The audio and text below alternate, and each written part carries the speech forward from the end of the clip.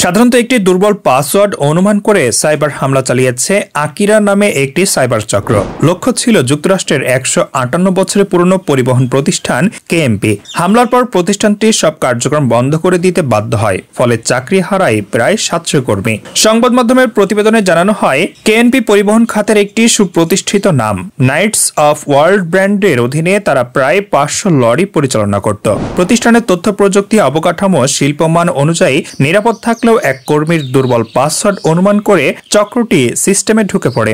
সিস্টেমে প্রবেশ করে হ্যাকাররা প্রতিষ্ঠানের সব তথ্য এনক্রিপ্ট করে ফেলে এবং অভ্যন্তরীণ সার্ভার লক করে দেয়। ফলে কর্মীরা গুরুত্বপূর্ণ কোনো তথ্য বা সেবা ব্যবস্থাপনায় প্রবেশ করতে পারেননি। হামলার পর প্রতিষ্ঠানটির সার্ভারে একটি নোট রেখে যায় হ্যাকার চক্র।